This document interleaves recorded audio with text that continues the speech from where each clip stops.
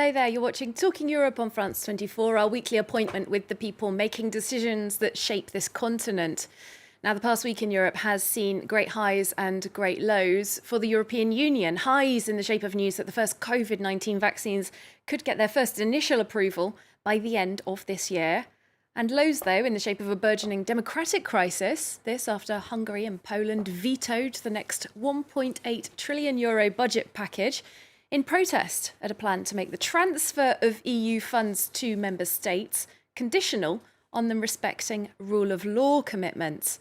Well, meanwhile, Brexit talks are still continuing, though now hobbled after a member of the EU negotiation team was diagnosed with COVID-19. We'll be asking my guest in this programme about all of that. I am joined from Brussels by European Commission Vice President and the Commissioner from Slovakia, Maros Sefcovic. Thank you very much for being with us.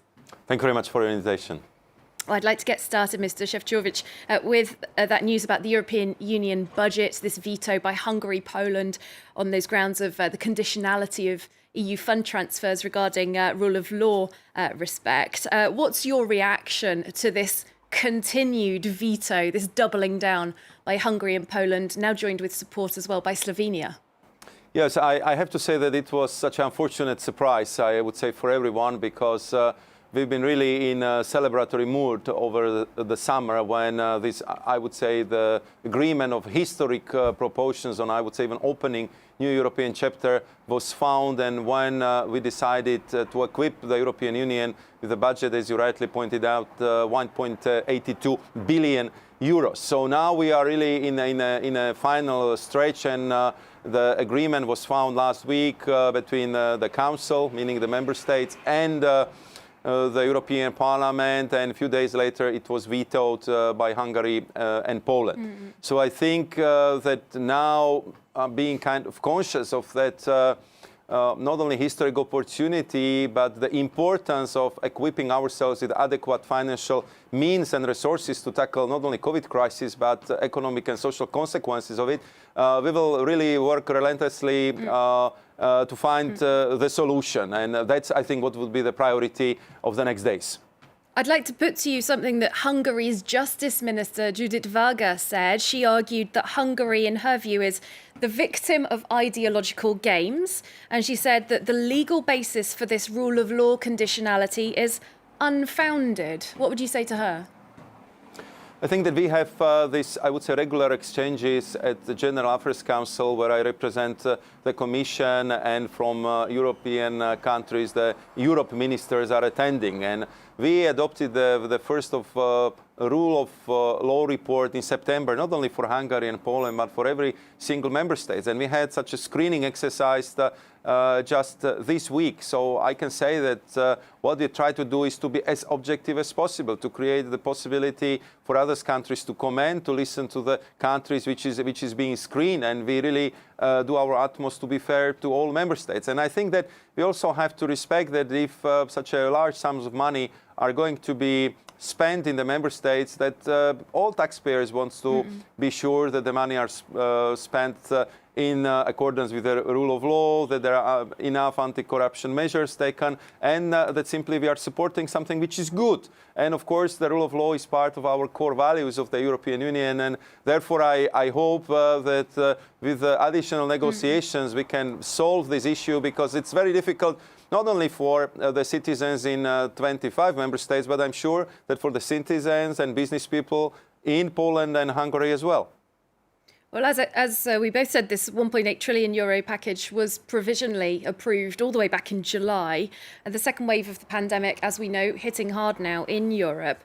There is a hope that this deadlock will be broken at the next EU summit in December. But realistically, how long can the member states and their citizens wait to get this money before real harm is caused?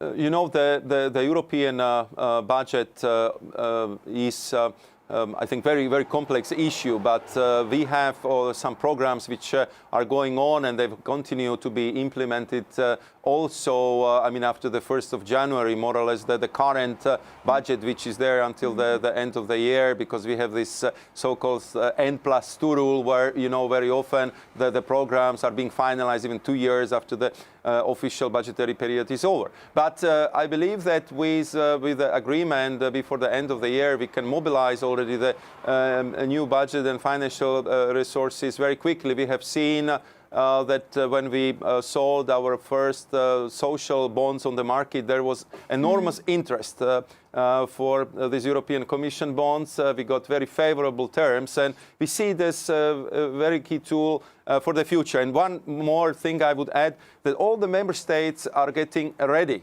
for using this money for good purposes. We are currently, as a Commission, negotiating with all member states so-called recovery plans, where we are already discussing a very precise way what should be the reforms, what should be the projects which should be supported by this money. So we really need it, and I believe that the political will be strong enough to find a solution, because I said this is a crucial question for all 27 member states, including these two who, as you pointed out, presented the veto this week. Well, in brighter news, the Commission President Ursula von der Leyen told us this week that the European Medicines Agency is likely to give its initial approval to 2 COVID-19 vaccines in the second half of December of this year. She cautioned that there will only be small quantities available, but they should be going out to actual European citizens from January. Now, at the same time, Charles Michel and Ursula von der Leyen both have talked about needing to do a public information campaign to combat what we call vaccine hesitancy or anti-vaxxers. How worried are you at the Commission about anti-vaxxers and getting the vaccine to enough of the population for it to be effective?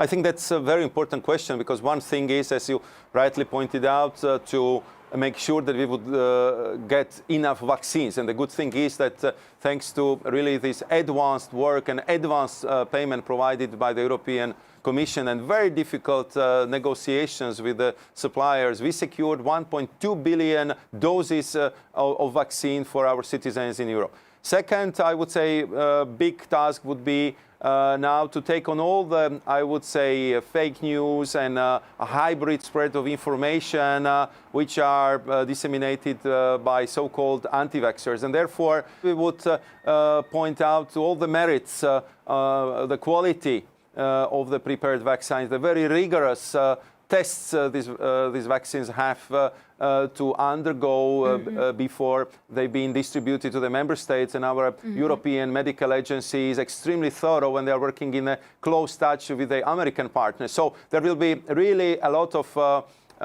care and a lot of work invested in making sure that the vaccines we'll be using in Europe are really the safe and best in the world. And I think that we also have to explain to our people that it will be kind of entry ticket back to normality, that we can have Europe as we like it, with the possibility to travel, with sitting in a restaurant, with the kids going back to schools and businesses working normally. Now, another issue that you're personally closely involved in is Brexit. The negotiations on the UK's future relationship with the EU are currently slightly hampered by the fact that one member of the EU negotiating team of Michel Barnier has tested positive for coronavirus. These talks are vastly overrunning. Is there enough time now for a deal to be struck? I think that if there is where there is a political will, there is always a possibility. And we are actually not that far from finding the agreement. There are these 3 outstanding issues which we have to resolve. It's a level playing field, it's fisheries, it's governance. And my part in this effort is to make sure that what we have already agreed, like the withdrawal agreement, which was approved and entered into force already in February this year, would be properly implemented by the end of the year. And there, I think we have a good news for the citizens of the European Union and UK, that the residence right, I'm sure, will be solved to their satisfaction. But where we have a lot of work to do before the end of the year, this is the proper implementation of the protocol on Ireland and Northern Ireland. But we are really having very good, constructive relationship and work with the Chancellor, Michael Gove. And I'm sure that we'll do our utmost to resolve the outstanding issues before the end of the year. Well, you're sounding very optimistic, but you did go to London a couple of weeks ago for emergency talks with the Minister, Michael Gove, after this admission by Boris Johnson's government that it is prepared to break international law, the Brexit treaty, and override parts of that treaty, the withdrawal agreement. Do you trust the British government of Boris Johnson to stick to whatever deal it eventually agrees to? Of course, I mean, I'm getting these questions a lot, and I think that's the proof that there is, I would say, a lot which has to be done on this front. And I was very clear when I was presenting our strong position to our UK partners after that, what I can describe as unfortunate step, because all the issues which are covered by this internal market bill have been on the agenda of the Joint Committee, and that's the only place where we can resolve them. So therefore we also had to start our own legal action against these steps. But what is, I think, now more important, that we are really focusing on all these difficult issues, and that we are actually using the Joint Committee for resolving them. And I know that our teams are working without also any break. We are in frequent contact with Michael Gove. We should see each other in coming days, and I hope that it would be a very productive meeting, which would allow us to proceed with finalization of our agreement. So the withdrawal agreement, and especially the Irish protocol, would be implemented on time, and as it was agreed between the European Union and Prime Minister Johnson. All right, unfortunately, that's all we have time for, but thank you so much, Maros Sefcovic, Vice President of the European Commission. Thank you. And thanks to you, our viewers, for watching. I hope to see you soon here for more European news on France 24.